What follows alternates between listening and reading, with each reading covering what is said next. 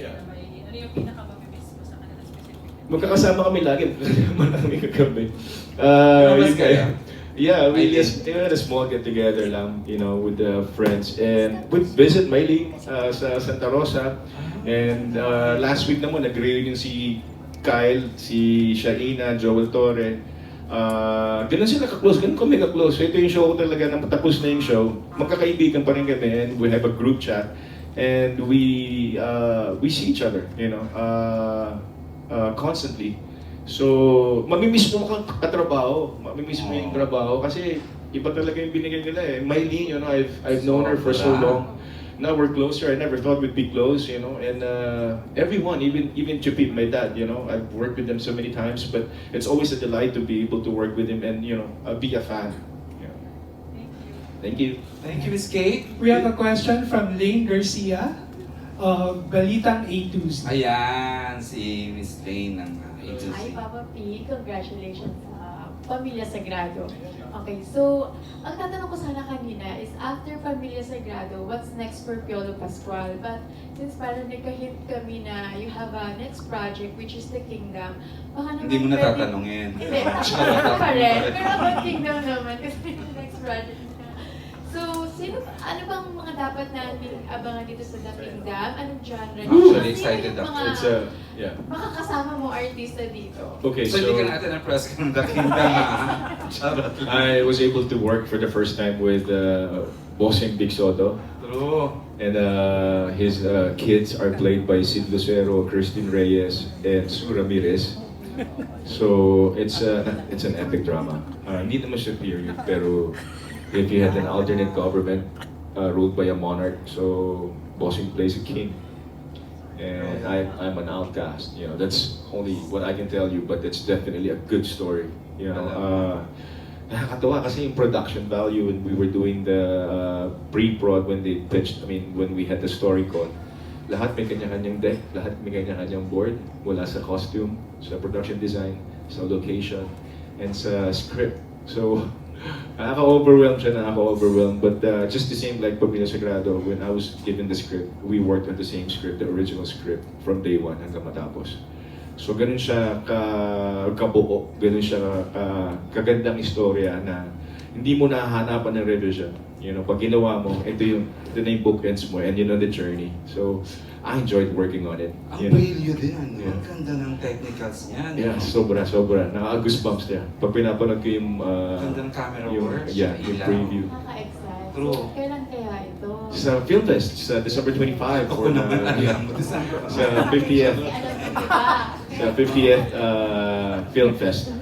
So it's one of the entries, and we're excited because since we're celebrating the 50 years. Taon-taon na entry ka na. Di ba? Why not? Di ba? Tama ako, di ba? Siguro next week naman makakapag-bakasyon ako sa Pasko. Ay, hindi. We can never tell. So, We you know, can tell Ate V. yeah. I'm just happy and proud to be part of this monumental festival because we're also bringing it again to LA after to have. Meron agad. Yeah, so excuse me, when we had the inaugural festival at the MIFF in LA last year yun. So ngayon, it'll be bigger, and also because it's the 50th year. So you're not just limited in the Philippines. You're also going there to also promote the Philippine cinema, for that matter. Award-winning ka, nakatatlo ka for Malyari. Are you eyeing for awards? Whenever I do anything, I don't do it for the awards. I mean, that's given after. You don't do it just because you want to get an award. I mean, Bonus na lang. okay naman na ako. I mean, pag binigay, salamat. Maraming salamat. Sobrang pinagtrabahuan mo, and then pag na-reward ka, ang sarap din ang pakiramdam. Pero that's it. That's all there is to it. And then you move on. And then you grow again. And then you become another character again. Pero you definitely don't do it for the award. Totoo. Very well said. Oh, wow. Ulit-ulit na yung translate. Kanaiba.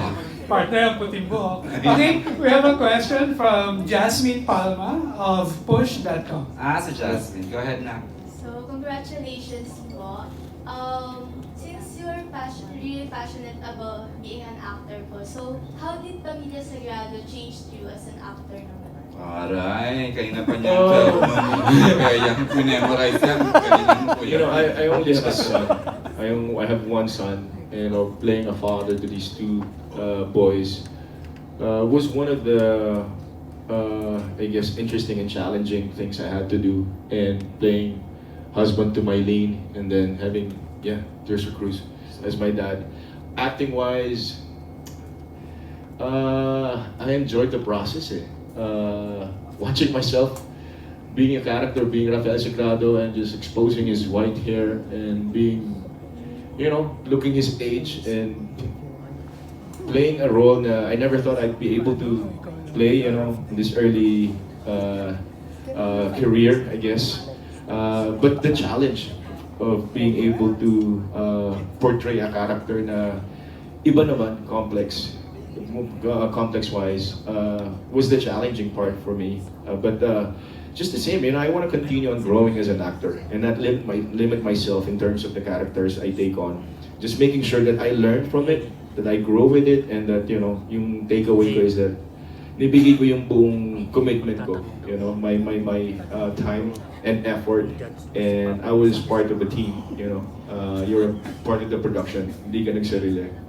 Galing. You're good. Last question na lang po. So, ayaw na po i-limit yung sarili nyo sa mga new roles. So, ano naman pong new roles yung you-look forward nyo in the future? I'd like to do a biopic one of these days. Hopefully, not anytime soon. Yeah, but I'm working on a biopic. Hindi ba pwedeng i-review? Hindi eh. It's under our production, Spring Films. And we're already doing our research, and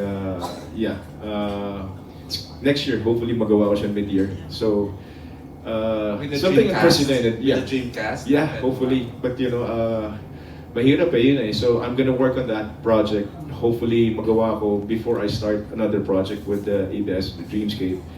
But so those are the only things that I'm doing aside from the album that I'm releasing, all original songs. Come Valentine's, I also have a Valentine's show and a tour. So, ayun eh. Punong-puno, papati ha. You're good na, Pam? Thank you po. Nakapagtanong na yung dalawang gorgeous ladies of TV News. Oo. We'd like to hear from, of course, from Miss MJ Marfori. Sige na, Paano ko Miss MJ? nabibilang yung what? Dadong? No. Sabi nga nila eh, si Giselle, sabi niya, gipit ka ba? Lahat kasi pinapatulan ko, pati ribbon cutting eh.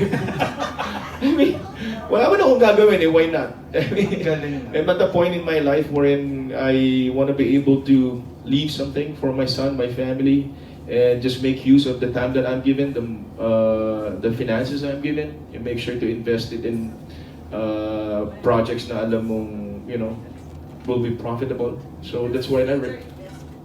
Real estate. It's really real estate. I've been doing real estate since I started more than 20 years ago, and I haven't stopped. And I just constantly grow and try to get projects that will appreciate, in time. Yeah, sa States, sa Vegas. Yeah. May property ka na. Meron na dati. Matagal na. Sa LA meron, sa Glendale. Alright. Thank you. Yeah, we have a question from MJ Marfori of TV5. MJ! Congratulations! Thank Ang you. daming ganap, as usual. I know, right? But kanina tinatanong nila, di ba, kung ano yung mga gusto mong gawin. Pero, have you ever thought of projects that you don't ever want to do again? I don't naman necessarily regret my choices. After I'm done with the project, I move on. I don't dwell. If it's wala eh. Tsaka, yun nga eh, we have the privilege to be able to do projects that, make an impact, personally in my life, and hopefully sa audience natin. And I just wanna constantly work, grow in my craft, and not regret the choices I've made, because it will drag me, and I always want to be positive. So when I work on something, I make sure to give it 100%, and then that's it, move on after. What are those projects that you've moved on from? All the In general, everything. yeah.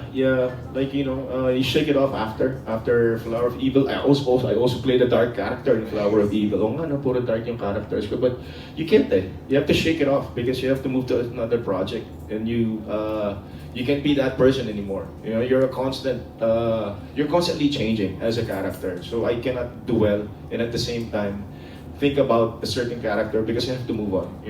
I have to constantly move on from one project to another. Kanina parang may nabanggit na next year, light naman yung projects mo. What Yeah. can you share so far? Wala pa eh. Wala pa silang sinishare sa akin eh, di ba? Pats, ba't ka nandito? Andito dumating. Huwag ka nakikain. Sa mga loyal. Okay, nakikain. O si Mike andito, Ivania, andito rin. Si Miss Katz andito. Sa Yeah. acknowledge ko lang. Andyan pala lahat. Core. What's that, MJ? Ano pa?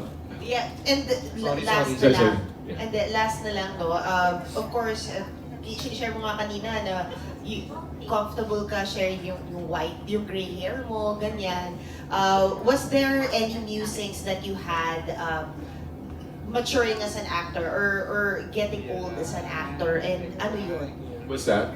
May mga musings ka ba na parang tumatanda ka na bilang aktor? Ano yung beauty niya? The beauty of it is that you get to play more diverse roles. You get to widen your choices. And as you're growing in your craft, there are more roles that you can play. So that's the beauty of it for me. And now that I'm getting older, showing my real age, I mean, as a guy, it's more of a privilege than, trying to defy it. Because when you embrace something and, you give it your best, at the end of the day, it's not about you, it's about the character you portray. It's about the character you play. For me, that's how much I respect what I do. So with the roles that I play, I make sure to give them justice by making sure that I look the part, that I play the part accordingly. Ito super class. So, for the actors who have apprehensions about growing old in the craft, what do you want to tell them? Grow up. Grow up. Grow up. No, I mean, come on. Binabayaran ka eh. Pag nag-stagnate ka, I mean, sayang naman yung value mo. I mean, so you gotta keep on evolving and making sure that you're providing yourself that privilege to grow and be humble, to learn. So I guess it's important for us to know na, we're not the be-all or end-all of everything. We shouldn't be full of ourselves. Embrace your age, embrace life. I mean, you've only got one life to live. Don't dwell on the past, and at the same time, always look forward to something positive and something that can make yourself better or make your life better by doing things na alam mo. I guess that's a responsibility for an actor. I mean, when you don't limit yourself and just grow. As you age. Just grow up. I mean. Thank you for your TED Talk. Thank you. TED Talk. Pagtanong ng TV Patrol, ang A to Z, ang TV5. We can entertain more questions. We still have like 15 minutes pa before Yes. we release. For my flight. Parang natitest kasi si Miss Gian. Pero hindi naman akong inangarap. We are down to our last two questions. Talaga ba? Yes. Acknowledge ko lang. Shield friend, thank you ha. Tumutok alam ko sa Sagrada, sa Baguio, di ba? Si Chi pala yun. Mali. Ryan Kim po, Kuya PZ. Yes, Ryan. Brian Ramos is here. Hey, Brian. Our social producer. Dito mo yung production, nakikain. Nakikikain Ayan, sa... ang jolly. Ayan. si Miss... Ayan tayo eh. Ron at yan, sir, nakikain din. Executive producer ng Sagra, ng pamilya, ng Saving Grace. Okay, mga OGs mo yan eh. Okay, we're down to our last two. Last two questions, partner. Ito ang mahilig mag-move on. Wala iba kundi si Kenneth Quinto of Kapamilya Kingdom. Ayan, nalumipat na ng bahay after makaawat ng kapitbahay. Ulit-ulit na lang ako. Congrats po, Papa P. Thank you. Nabanggit mo kanina na si Coco po yung magdedirect nung last week po ba yun? Nasagot niya na yun. Ito po bang yung pagdidirect ni Coco, parang na-feel nyo na nasa Batang Quiapo set kayo or ibang feels? Hindi ko naman kasi hindi pa ako naka-visit ng set ng Batang Quiapo eh. But when he came in to direct. Not make it look like Batang Quiapo. He really researched, he did this pre-prod with the team, and he made sure that he knew what he was doing. And it's not a copy of Batang Quiapo. Kaya nakaka-impress because sobra talaga yung binigay ni Coco. I mean, sobra talaga siyang, yung intensity niya, yung passion niya, just to make sure na he gets the shots right. Nandun. So all of us, nakagano kami sa kanya, nanonood kami and waiting for his instructions. So yeah, it was a fun day. It was a fun day to shoot with him. Pero sabi mo po, hindi ka pa po nakakapunta sa set ng Batang Quiapo. Meron ka po bang balak na one day mag-guest? I told him niya sabi ko, why don't you kiss me, one of these days? Why not? If it's a good role, yeah. At saka binigyan ni Coco ng ibang template yung pagdidirect niya din. Mm-hmm. And since matatapos na po itong Pamilya Sagrado. Hindi, magsisimula pa lang tayo. Go ahead. Ikaw pa, kung ikaw po yung tatanungin, gusto mo pa po ba siyang ma-extend? Or hindi? Like what I said, every story has to have an end. It's nice to be a storyteller, but it's also nice to do something na alam mong may katapusan. I mean, when we stretch something, there's a tendency for it to drag. So I wouldn't want to be part of that. I mean, just because of ratings or just because you want to recoup your investment. As a storyteller, it's always good to know the ending. Kasi pag in-stretch mo pa, parang mag-iiba yung story and you're already psyched to, knowing na ito yung storya, ito yung bookends mo, ito yung journey ng character mo. Parang pag in-stretch mo, parang mahirap na i-grasp yung idea just because, it's working. So, always, like even with Flower, all the shows that I've done, most of the shows I've done, walang extension. I mean, talagang Kasi nakalakit, tsaka may cycle Ken Yeah. Parang hirap po ibalik. Tsaka may budget. May budget for it. And last na lang po. Hindi ko alam kung nagpabayad si Cox, kailangan mo ba niya? Sino? Hindi. Ay, hindi. No, we don't talk about talent fee. Yeah. Last na lang po. Ano po yung mga na-discover mo sa yung mga politiko dito sa kwento? And na-differentiate mo po ba siya sa mga politiko sa rin? The good thing about portraying a politician, I was able to mirror the lives of the politicians in our country by not naming names, but also just observing them, and that's what I enjoyed. From being a mayor all the way to becoming the president. Ang dami kong pinagkopyahan, ang dami kong character peg for the role. So I hope, na-enjoy ng mga tao and makita rin nila yung difference ng politics sa atin, how we are as a country. It's of course it's fictional, but of course it's a good story to tell, especially that elections are coming up. So yun. Kaya we didn't want to be political about it, but we were just, telling a story at the end of the day. Pero may iba po di ba na tinatamaan? Wala po ba nagre-react? Ikaw yun, ikaw magtatama lagi, kilala kita.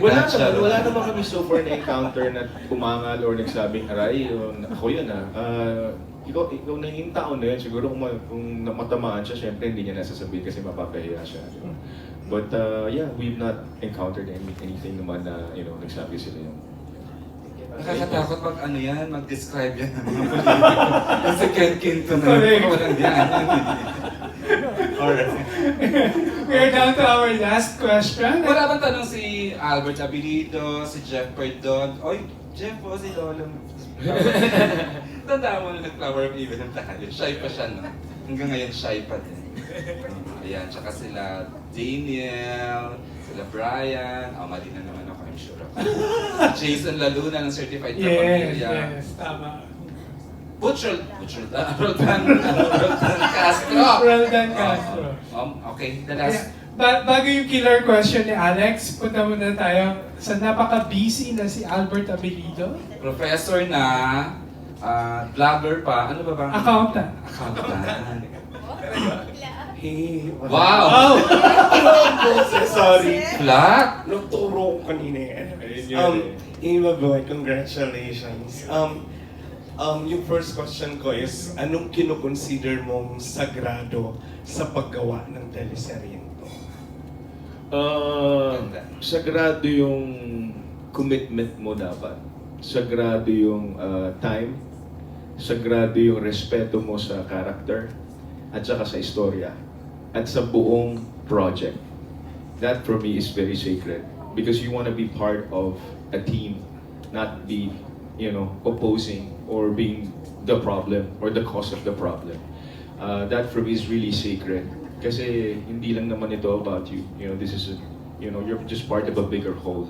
That for me is sacred. When you give your time, hindi ka pabigat. You really give in, you really give your best, and you make sure na you're on the same page with everyone. And yung second question ko is, working with this Bibinata? so, working with these young stars today, ano yung parang masasabi mong sana natututunan na nila as an actor as compared to what you have had experienced when you were younger? In all fairness naman, I mean, the reason why they're on top of their game is because they're really dedicating their life, and their effort to learn.